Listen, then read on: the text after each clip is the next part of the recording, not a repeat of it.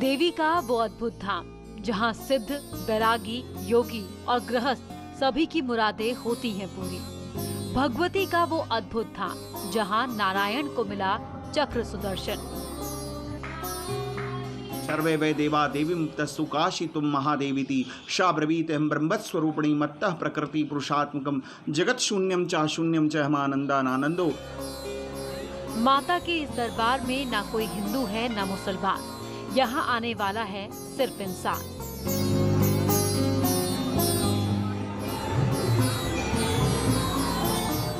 उत्तर प्रदेश में एक ऐसा दिव्य मंदिर है जहाँ पूजा हिंदू करते हैं और पूजन सामग्री मुस्लिम बनाते हैं।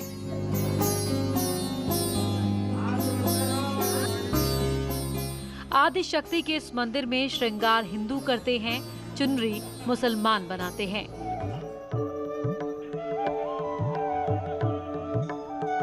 देवी के इस मंदिर में पूजा पहाड़ पर होती है और चुनरी 100 किलोमीटर दूर कहीं और से बनकर आती है।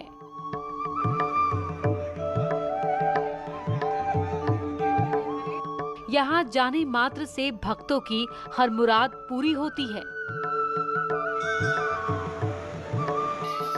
जहाँ देवी के दर्शन को देवता भी आते हैं।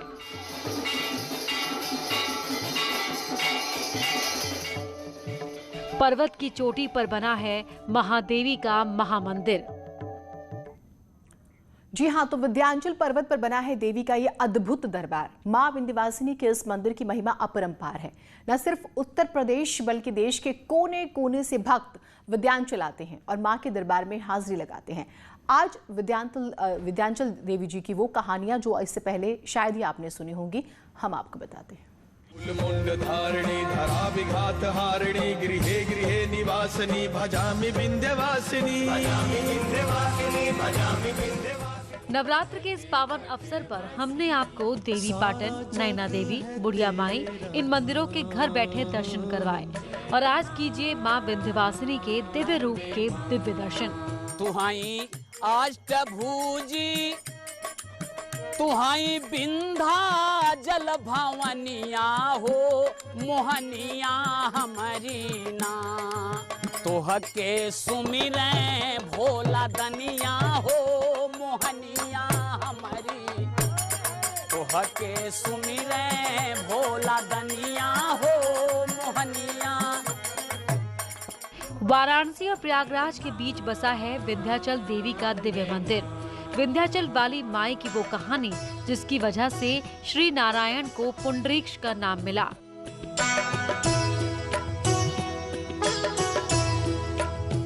विंध्याचल पर्वत की चोटी पर बने इस मंदिर की महिमा ऐसी है कि आसमान से देखने पर हरे भरे जंगलों के बीच एक दिव्य स्थान नजर आता है। इसके एक तरफ गंगा की बहती धारा है, दूसरी तरफ वो रास्ता है जिसके जरिए देश और दुनिया भर के श्रद्धालु यहाँ आते हैं।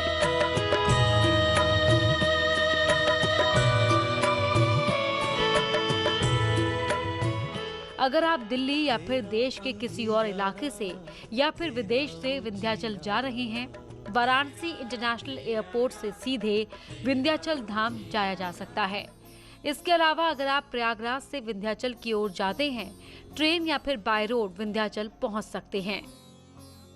चल भवानी मैया मोहले मूर्तिया हरे राम मोहले मूर्तिया हो कि भोरा में हो भोरा में हो कि भोरा में हो सोहे से रावा की सवरिया सोहे से रावा की सवरिया हो कि भोरा में हो भोरा में ना।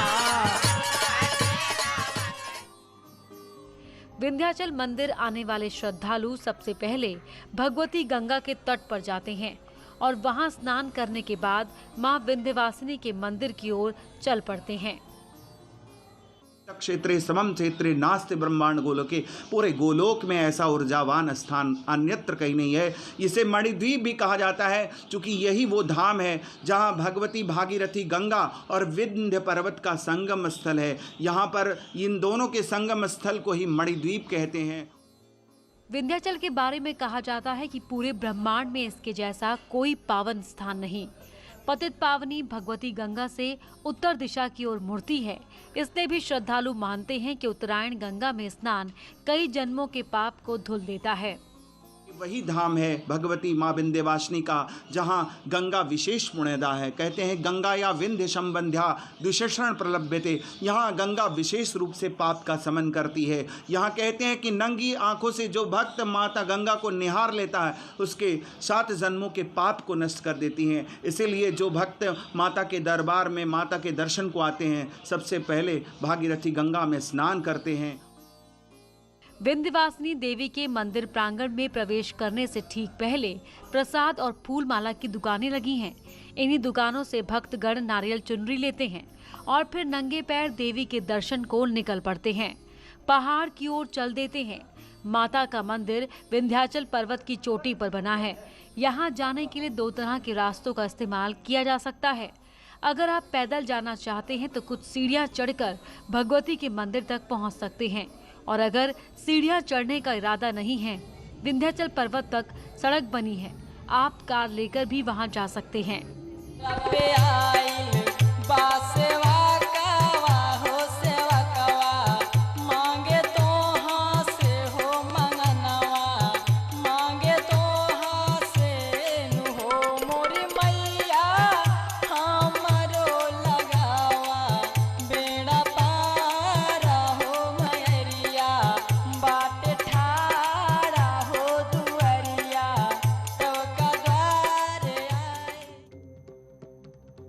कड़ी मशक्कत के बाद श्रद्धालु जब विंध्यवासिनी के मंदिर पहुंचते हैं तो वहां लाइन में लगना पड़ता है। कभी कभी भक्तों को घंटों लाइन में लगना पड़ता है और तब कहीं जाकर देवी के दर्शन होते हैं। अब जब कोरोना के लंबे लॉकडाउन के बाद देवी का मंदिर खुला है तो यहाँ भक्तों की भारी भीड़ है। हम लोग बहुत ज़्यादा आस्था है, बचपन से ही आस्था है।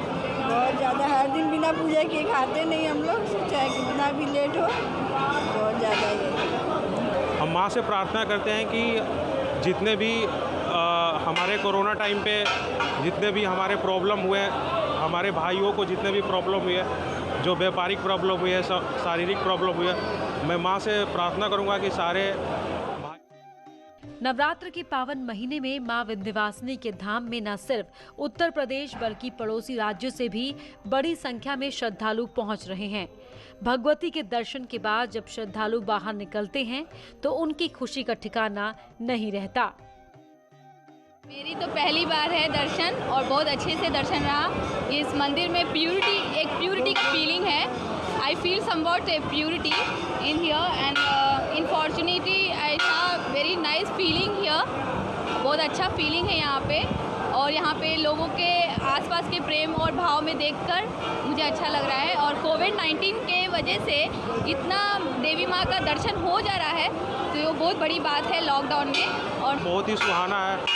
और मैं गुजारिश करूँगा अपने बिहार वासियों से, उत्तर प्रदेश वासियों से, झारखंड वासियों से कि वो सभी लोग आएँ, माँ का दर्शन करें और मनोकामना सबका पूरा करें माँ।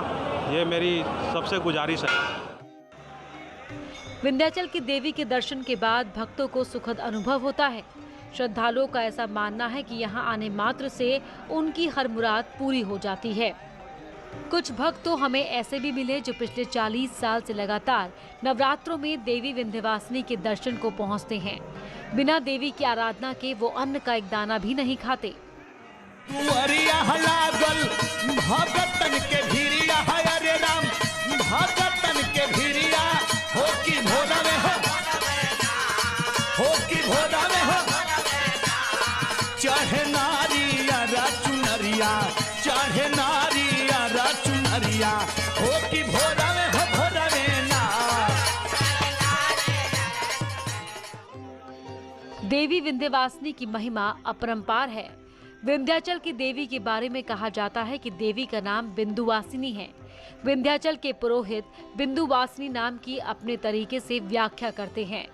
पंडितों की माने तो यहाँ बिंदु का मतलब उस बिंदु से है जिससे इस ब्रह्मांड की उत्पत्ति हुई है। विंध्यस्थाम विंध्य निलयाम विंध्य पर्वतवासिनीम योगिनीम योग मायाम त्वाम चंडिकाम प्रणमाम्यहम्। जय मां विंध्यवासिनी। आप सभी को बता दूं कि माता विंध्यवासिनी आद्याशक्ति जो यहाँ की प्रधान अधिष्ठात्री है, इसे विंध्यवासिनी कहते हैं। ये भगवती मनु और शत्रुपा को सृष्टि के नवनिर्माण की सफलता का आशीर्वाद दे करके इस विंध्यधरा धाम में आई, वही यहाँ की प्रधान अधिष्ठात्री विंध्यवासिनी है। विंध्याचल देवी के दरबार में सिर्फ हाजिरी लगाने मात्र से मनुष्य दुखों से निवृत्त हो जाता है। विंध्याचल आने वाले श्रद्धालु देवी की पूजा आराधना करने के बाद अष्टभुजा देवी और काली खो के मंदिर भी जाते हैं। ये वो जगह है जिनका संबंध देवी विंध्यवासिनी से है। ऐसी मान्यता है कि विंध्यवासिनी के दर्शन का फल तभी मिलता है जब उनके साथ साथ इन दोनों स्थलों पर पूजा की जाए। तो 3 किलोमीटर की दूरी पर यहाँ पर खेचरी मुद्रा में महाकाली का वो विग्रह है जो रक्त बीज संहार करने वाली भगवती है। वो खेचरी मुद्रा में वो क्रिया की देवी है। यहाँ भगवती की पूजा तंत्र पूजा के माध्यम से भगवती को यंत्र स्वरूप यहाँ पे मदिरापान कराई जाती है। ये भगवती का वो स्थान है जहाँ ये इच्छा की देवी है प्रधान अधिष्ठात्री, वहीं ये क्रिया की देवी है भगवती। यहाँ कहती है कि ये समस्त भक्तों को ये संदेश देती है कि तू आ मेरे पास, अपने समस्त विकारों को मेरे मुख में डाल दे और यहाँ से विकार मुक्त होके जा, विकार युक्त न रहे। देवी का ये मंदिर इसीलिए भी सभी मंदिरों से अलग है क्योंकि यहाँ काली खो मंदिर में मां को शराब का भोग लगता है। जो भक्त तंत्र मंत्र की साधना करते हैं उनके लिए देवी के इस रूप की आराधना का विशेष महत्व है। मुंड धारिणी धरा विघात हारिणी गृहे गृहे निवासिनी भजामि विंध्यवासिनी दरिद्र दुख हारिणी सदा विभूति कारिणी वियोग शोक हारिणी भजामि विंध्यवासिनी। विंध्याचल धाम की पंचकोशी परिक्रमा का भी अपना महत्व है। यहाँ आने वाले श्रद्धालु अपनी आस्था के हिसाब से देवी की पंचकोशी परिक्रमा भी करते हैं। धाम में इस धाम का जहाँ तक कहा जाए, यहाँ की पंचकोशी यात्रा के विषय में भी कहा जाए तो यहाँ तारकेश्वर महादेव से लेकर के और बीरोही के वीरभद्र तक के क्षेत्र को विंध्याचल कहते हैं। यही यहाँ की पंचकोशी है। आपको बता दें ये वो स्थान है जहाँ नारायण को भगवती की कृपा से सुदर्शन चक्र की प्राप्ति हुई थी। ये स्थान वो है जहाँ नारायण को पुंडरीकाक्ष नाम मिला था। मान्यता ऐसी भी है कि विंध्याचल धाम में ही श्री हरि विष्णु को सुदर्शन चक्र की प्राप्ति हुई थी। यही विंध्याचल है जहां से भगवान विष्णु को पुंडरीक्ष नाम भी मिला था। विंध्याचल की देवी की महिमा ऐसी है कि यहाँ राक्षस ताड़कासुर की ताड़केश्वर के नाम से पूजा होती है। वो स्थान है जहाँ भगवती को अपर्णा नाम मिला। ये वो स्थान है जहाँ भगवती की कृपा से जो है तारकासुर जैसा राक्षस भी तारकेश्वर महादेव के साथ अमृतत्व को प्राप्त कर लिया, उसके नाम अमर हो जाए। तो ये स्थान अपने आप में दिव्य है, अलौकिक है। कहते हैं कि यहाँ पर आकर के जो भी साधक साधना करता है वो अल्प समय में सिद्धियों को प्राप्त कर लेता है। मां विंध्यवासिनी की महिमा और उनकी गाथाएं अनंत है। नवरात्र में भक्तगण मां विंध्यवासिनी के दर्शन मात्र को दूर दूर से देवी के मंदिर पहुंचते हैं और अपनी श्रद्धा भावना से देवी को खुश करने की कोशिश करते हैं।